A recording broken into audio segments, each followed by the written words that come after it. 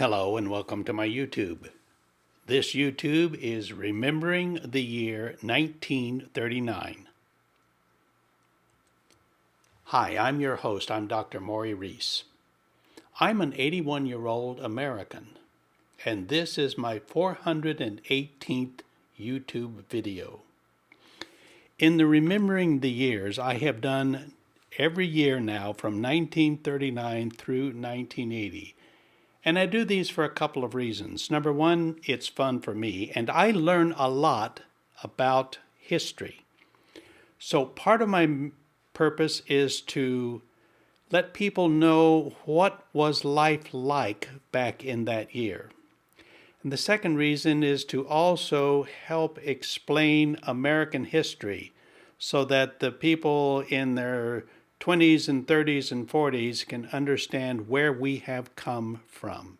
So let's get started. Franklin D. Roosevelt was president in 1939. On January 1st, the Hewlett-Packard Company is founded by Bill Hewlett and David Packard in a garage in Palo Alto, California. And that's the actual photo of the real garage. On January 5th, pioneering U.S. aviator Amelia Earhart is officially declared dead 18 months after her disappearance. She and her co-pilot were trying to fly around the world, and they disappeared in the Pacific Ocean. They're still looking for her body. On January 24th, there was an earthquake in Chile, and an estimated 30,000 people were killed, and 50,000 square miles of land was destroyed. This was a huge earthquake. On January 27th, Adolf Hitler orders Plan Z. This was a secret 5-year naval expansion program intended to provide for a huge German fleet capable of crushing the British Royal Navy by 1944. The Kriegsmarine, that's the German Navy, is given the first priority on the allotment of German economic resources. At the end of World War I, Germany was forbidden from building a naval fleet. So Hitler completely threw that out the window and secretly started planning a huge fleet to take on the British fleet. On the 30th of January, Hitler gives a speech before the Reichstag, that's their parliament, calling for an export battle to increase German foreign exchange holdings. In that same speech, he also sees Hitler's prophecy where he warns that if, quote, Jewish financiers, quote, start a war against Germany, the result will be the annihilation of the Jewish race in Europe. And this is a speech in 1939.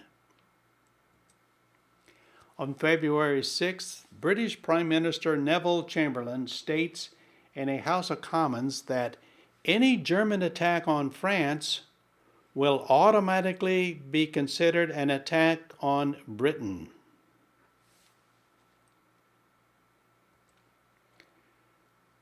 On February 20th in the United States, a Nazi rally at Madison Square Garden is organized by the German-American Bund. By the way, the German-American Bund was basically the Nazi Party in America. And more than 20,000 people attended this Nazi rally, and the speaker was a guy named Fritz Julius Kuhn, and he was basically the PR man for the German-American Bund. So there were Nazis in America in 1939. On March 2nd, Pope Pius XII succeeds Pope Pius XI to become the 260th Pope, and he held office until 1958. As I was a young boy growing up, this was the Pope. On March 15th, German troops occupied the remaining parts of Bohemia and Moravia, and Czechoslovakia ceases to exist. So this is the beginning of what became World War II. On March 2nd, a German ultimatum is delivered to Lithuania requiring the return of Klaipėda. I'm sorry, I don't speak Lithuanian. Anyway, it's this region of Lithuania, and the Germans said, "Give this to us or else." On March 28th, General Francisco Franco assumes power in Spain, and he remained in power until his death in 1975. On the 31st of March, Neville Chamberlain gives a speech in the British House of Commons offering the British guarantees of the independence of Poland. So England is guaranteeing that if anything happens to Poland, they'll step in and help them. On April 3rd, Adolf Hitler secretly orders the German military to start planning for the invasion of Poland.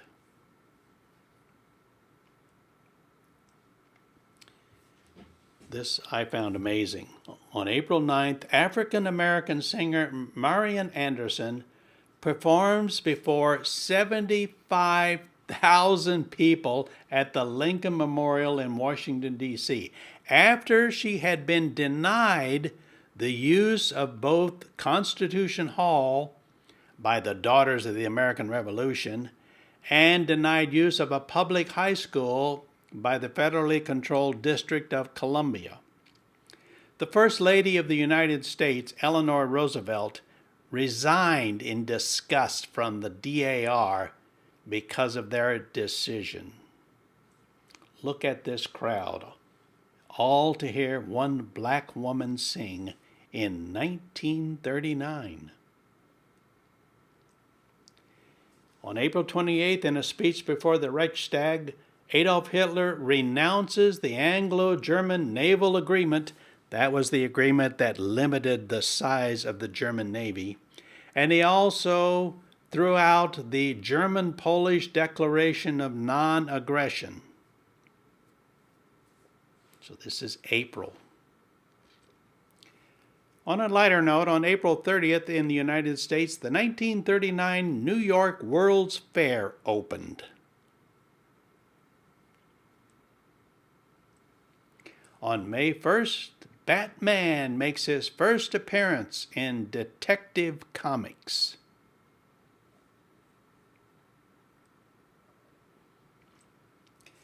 On May 2nd, Major League Baseball players Lou Gehrig, the legendary New York Yankees first baseman known as the Iron Horse, ends his 2,130 consecutive games played streak after contracting amyotrophic lateral scoliosis, which became known as Lou Gehrig's disease. I was shocked when I discovered this. On May 14th, Lena Medina, a 5-year-old Peruvian girl, gives birth to a baby boy, becoming the youngest confirmed mother in medical history. A 5-year-old girl gives birth to a baby. By the way, when the baby was being raised, they told this little boy that this wasn't his mother, this was his sister. And the little boy was about 12 years old before they finally told him the truth. He lived to be about 40 years old. His mother, Lena, grew up, married, and had children of her own. The father was never identified. Her father was arrested and investigated, but was found innocent. So they never determined who the father was of this child. Unbelievable. On May 17th, the British government issues the White Papers of 1939, which sharply restricted Jewish immigration into mandatory Palestine. This is an area that is now, we call it Israel. So the British stopped letting Jews into Palestine in 1939. Lots of them were coming there. They wanted to establish it as the Jewish homeland. On May 22nd, Germany and Italy signed the Pact of Steel. So this meant if Germany came into a war, Italy was going to come in on their side. And that's because of this pact signed in 1939. On June 1st, the Superman comic book begins publication.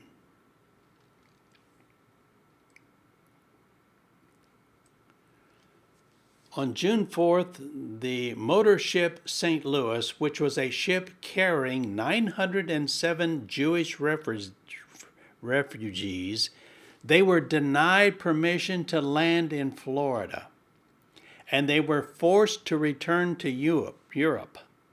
And many of its passengers later die in Nazi death camps during the Holocaust. It's a sad moment in American history. On June 6th, the very first Little League baseball game is played in Williamsport, Pennsylvania. And that just happens to be the town where the Little League World Series takes place today. On June 12th, the National Baseball Hall of Fame and Museum is officially dedicated in Cooperstown, New York. 1939, so that goes back quite a ways. On July 4th, Lou Gehrig gives his farewell to baseball speech at Yankee Stadium. In it he says, quote, "Today I consider myself the luckiest man on the face of the earth." Lou Gehrig.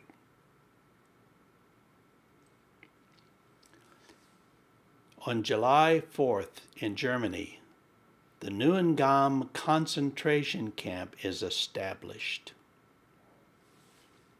So even before the war officially began, the Germans were building concentration camps. On July 8th, the Pan American Airways Boeing 314 flying boat, which was called a Yankee Clipper, inaugurates the world's first heavier-than-air North Atlantic air passage service between the United States and Britain. Now, this is mentioned, the first heavier-than-air. You see, before this, they were flying across the ocean in dirigibles and blimps. So this is the first airplane that carried passengers across the Atlantic. On July 23rd, Mahatma Gandhi of India writes a personal letter to Adolf Hitler, addressing him as "my friend," requesting him to prevent any possible war.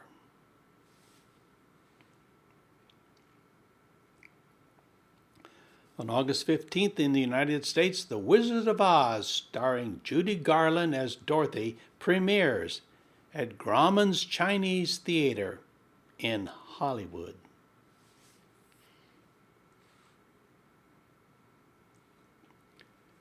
On August 19th, Adolf Hitler, after evaluating the Pact of Non-Aggression negotiations with the Soviet Union, orders the Kriegsmarine to begin the opening operations for the invasion of Poland.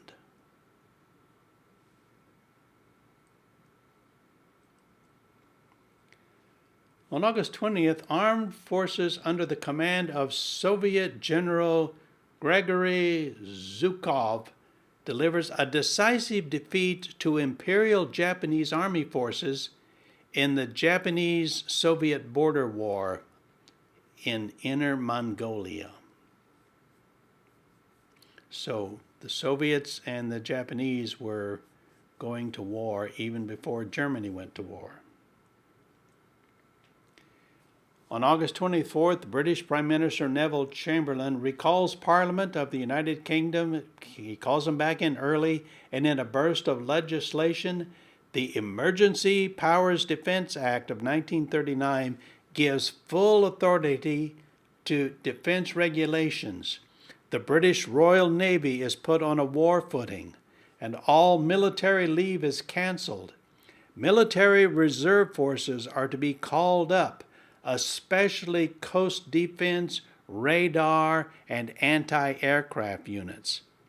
And civil defense workers are placed on alert. In addition, the last British and French private citizens in Germany are advised to return home. So Chamberlain was anticipating that war was about to break out. On August 28th, the French ocean liner SS Normandy heads into New York Harbor, where she will be interned and eventually cut up for scrap.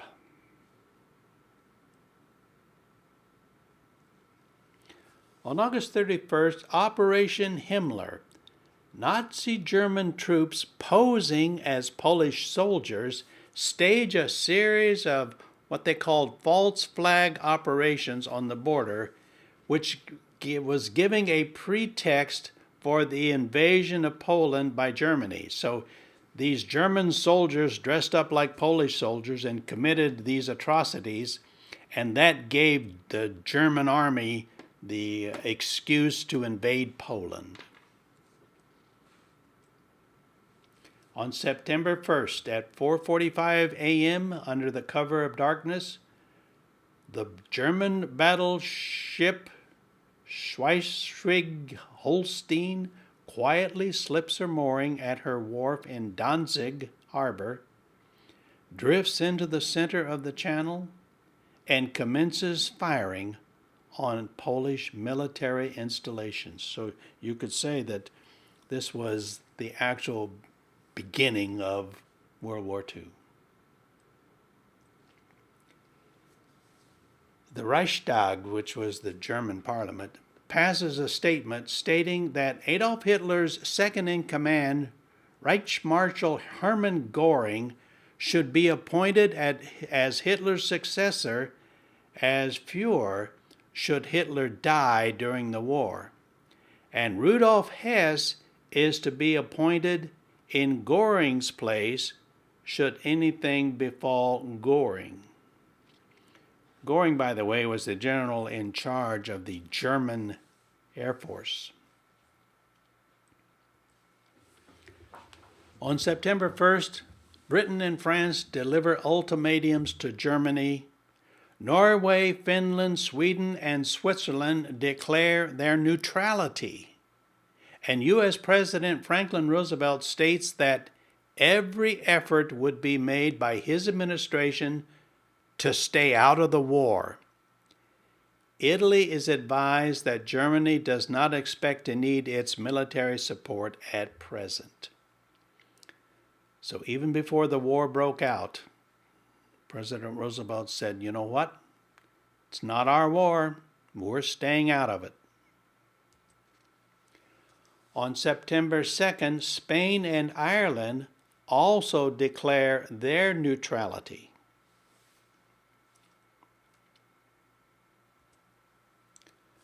On September 3rd, the United Kingdom, France, New Zealand, Australia, and India declare war on Nazi Germany.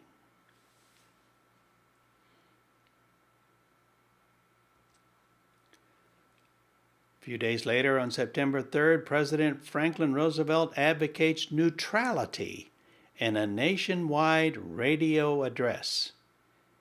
And here's a cartoon. Here's the neutrality wall, and these guys are saying, I can't see a thing. Must be perfectly safe, even though war was beginning to rage in Europe. America was going to stay out of it. So we thought.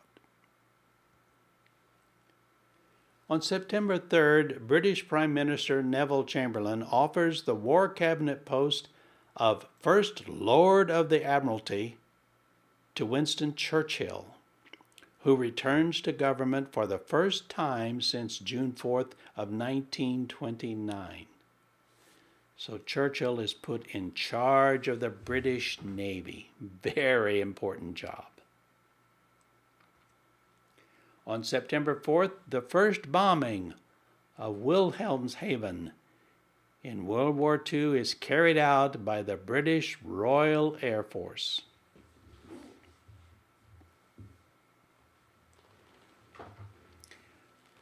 On September 4th, the U.S. State Department declares that all U.S. passports that are outstanding are invalid for traveling to Europe and require all those applying to document a need for foreign travel. In other words, we stopped all travel into Europe.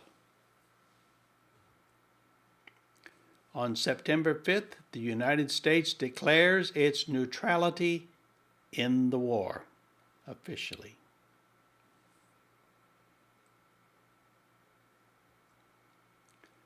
On September 10th, Canada declares war on Germany.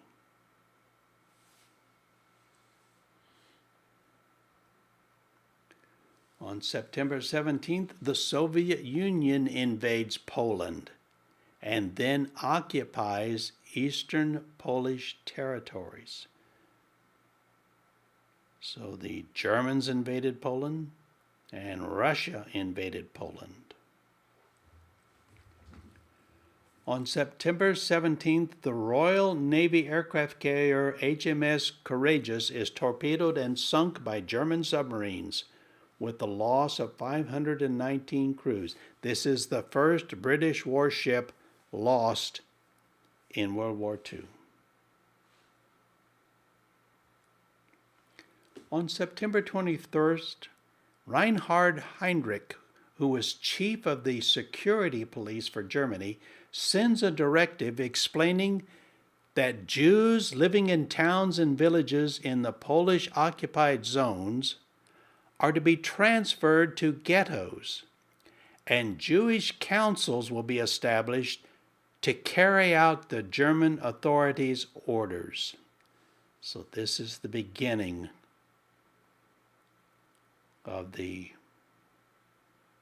Holocaust, or at least what led into the Holocaust. On September 28th, Nazi Germany and the Soviet Union agreed on a division of Poland after their invasion. So they sat down and decided how they were going to divide up that country that each of them had invaded. Back in America, on September 29th, Gerald J. Cox, speaking at an American Water Works Association meeting, becomes the first person to publicly propose the fluoridation of public water supplies in the United States. He was a chemist, and he had done a lot of research on tooth decay. On September 30th, the very first televised American football game between college teams of Fordham University and Waynesburg College at Randall's Island in New York. So for the first time, people could watch a football game on TV. As you'll learn in a few minutes, there weren't very many TV sets in 1939. On October 3rd, General Motors introduces the Hydra-Matic drive, which was the first fully automatic transmission. And this was an option in the new Oldsmobile. So until then, all cars were stick drives.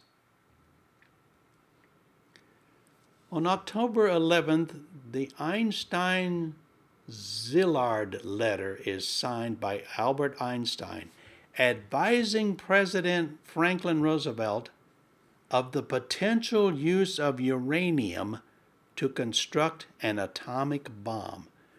So the idea of building the atomic bomb came from Albert Einstein and this letter to the president.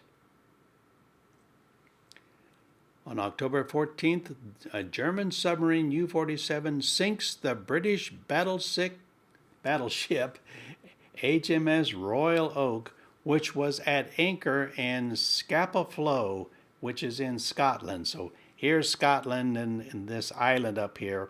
So this submarine snuck into this protected harbor and sank this battleship. On October 15th, the New York Municipal Airport, which was later renamed LaGuardia, is dedicated in New York City.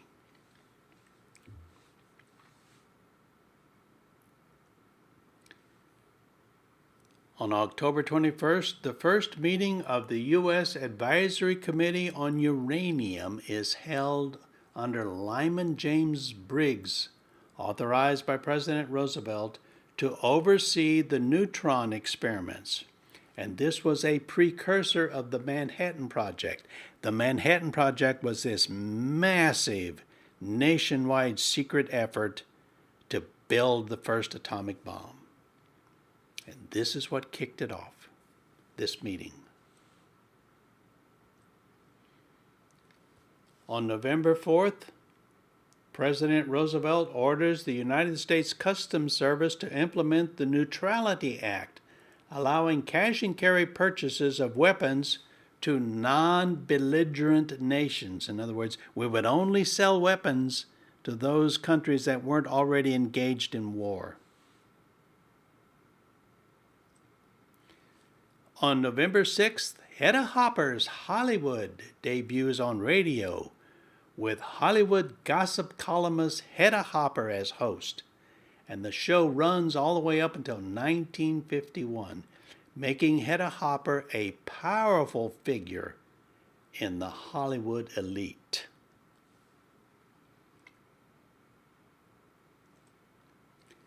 On November 8th, in Munich, an attempt to kill Adolf Hitler is made by George Elser. George Elser was a carpenter, and what he did was he planted a bomb underneath the platform that Adolf Hitler was going to give a speech from. Unfortunately, Adolf Hitler left the speech early, and the bomb went off later and killed 8 people. And he was caught and arrested and executed. On November 14th in Washington, D.C., President Roosevelt lays the cornerstone of the Jefferson Memorial.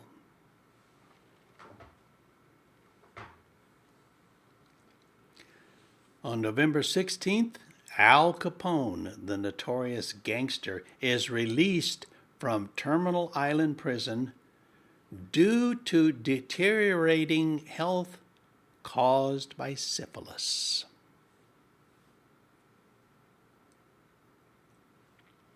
On November 30th, Soviet forces attacked Finland and reached the Mannerheim Line, starting the war.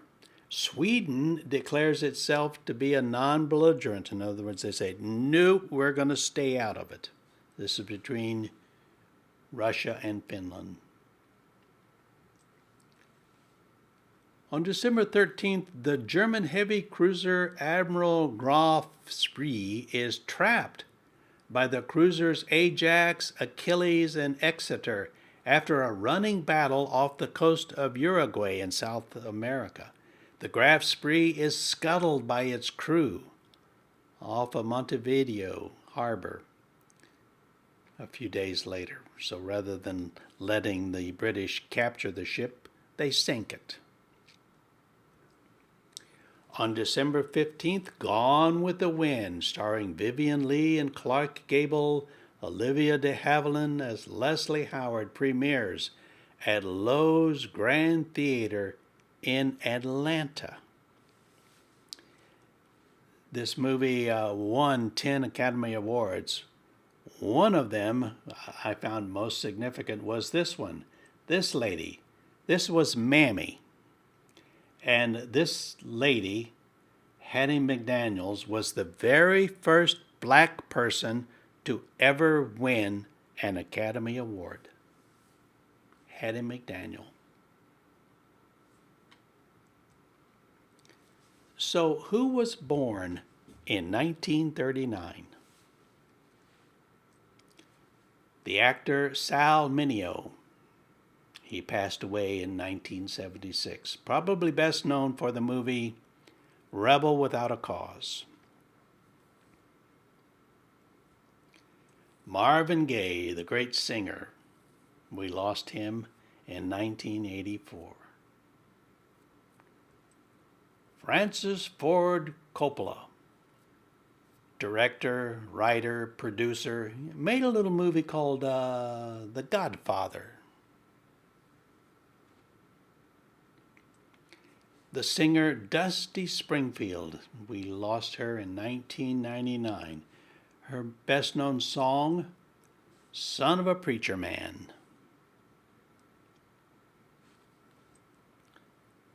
The singer Judy Collins. She's known for Both Sides Now.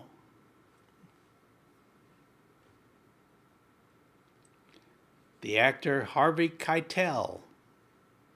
Numerous movies. Too many to mention. The actress and comedian Lily Tomlin. I loved her. And here's my favorite role she ever played. Remember her? This was Ernestine, the telephone operator. Number, please. 1 ringy-dingy, 2 ringy-dingies. Is this the party to whom I am speaking? Love that act. Oh, the Smothers Brothers, Dick Smothers. Had their own TV show for a number of years. The American fashion designer, Ralph Lauren. 85 years old. This is what he looks like now. Lee Harvey Oswald. This is the man who shot and killed President John F. Kennedy.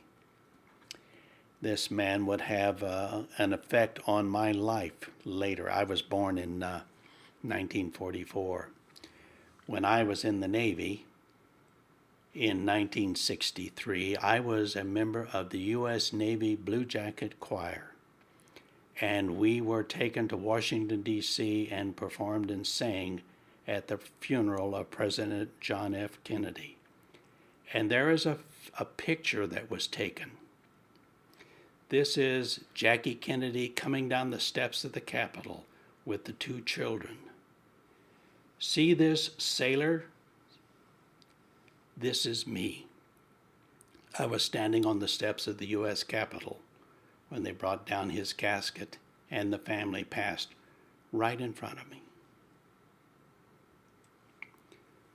The very fine comedian actor John Cleese was born in 1939.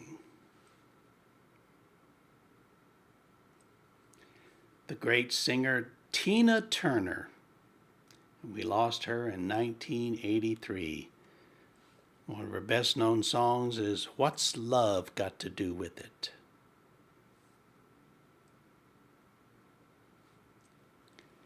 The singer Grace Slick,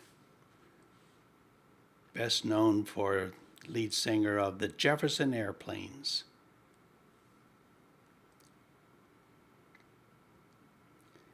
The actor F. Murray Abraham. And my favorite role was in Amadeus.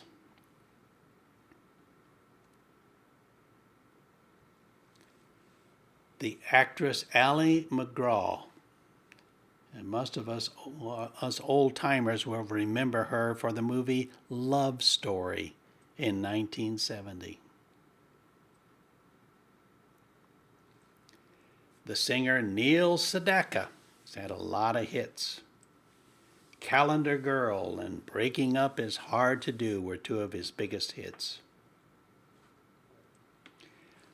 Phil Everly of the Everly Brothers, one of my favorite groups. My best friend Art and I grew up playing guitars, and we loved and sang all of the Everly Brothers songs. And I've recorded a lot of them, and I have probably half a dozen YouTubes that I've recorded singing the Everly Brothers songs. The actor George Hamilton always had the perfect tan, still does. So what was introduced way back in 1939? Well, air conditioning in a car. The very first one was the 1939 Packard. Isn't that a beauty? I'd like to drive down the street in that thing.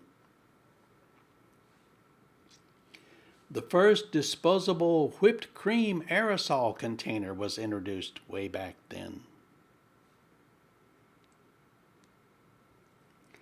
The seedless watermelon was developed in 1939.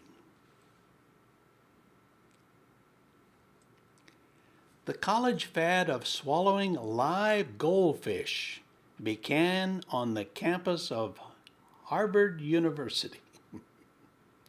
I mean, they had contests to see who could swallow the most. The corn dog was introduced back in 1939.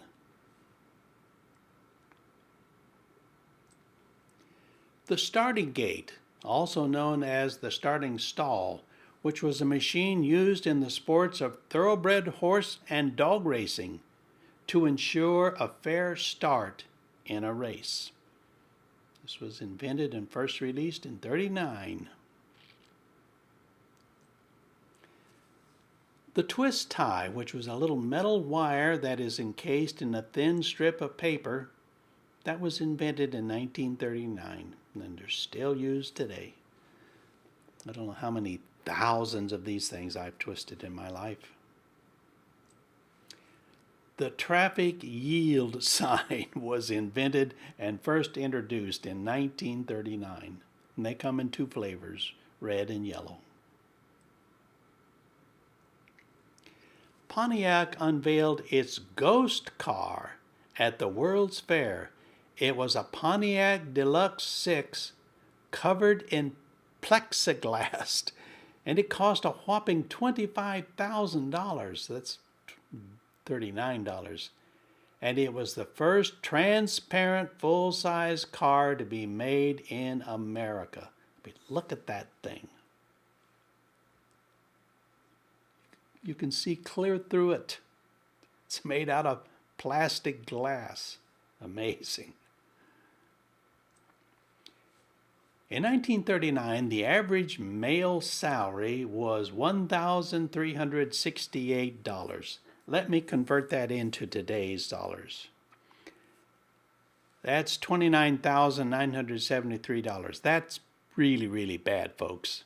The average salary in America is probably somewhere in the $70,000 range right now. $65,000, $70,000. The average cost of a new car was around $750. Converting that in today's dollars, that's only a $16,432 car. That's a cheap car. The average car in America today, somewhere between $38,000 and $40,000. A new home averaged around $4,000 for a simple two-bedroom home. Converting that to our dollars, that's an $87,641 home. The average American home is probably somewhere between $450,000 and $500,000. Gas was 15 cents a gallon. Converting that to today's, That's expensive. That's $3.29. I paid around $2.75 at Costco a few days ago. Harry James forms his own band with a 23-year-old kid named Frank Sinatra as vocalist. He signed up for a one-year deal. He was paid $75 a week. Now, Harry James wanted him to change his name to Frankie Satin, but Sinatra refused to do that. The daily comic strip Superman was introduced.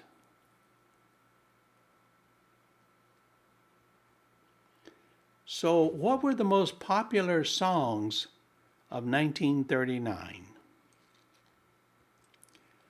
Over the Rainbow by Judy Garland. Of course, this was made famous in the movie The Wizard of Oz.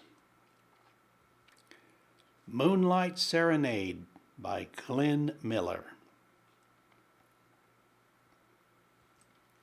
God Bless America by Kate Smith.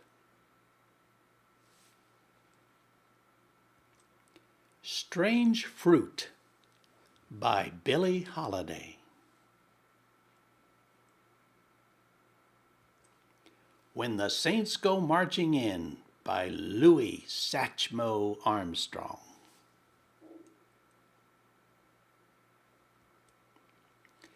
By the way, there were only about 7,000 TV sets in all America, and they were mostly located inside New York City.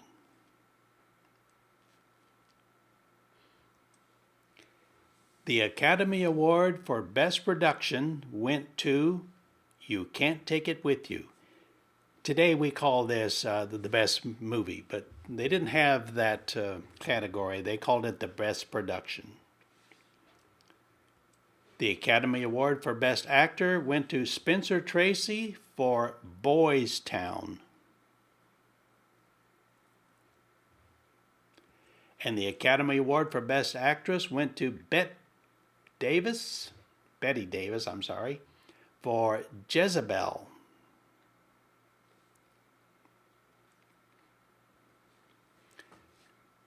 What were the top grossing movies of 1939? And these were some biggies. Number 1, biggest money maker, Gone with the Wind. Won 10 Academy Awards too. Number 2, The Wizard of Oz. The movie Ninotchka, starring Greta Garbo. This name was so hard to pronounce that even in the movie advertisements they said, don't pronounce it, see it. Dodge City, starring Errol Flynn.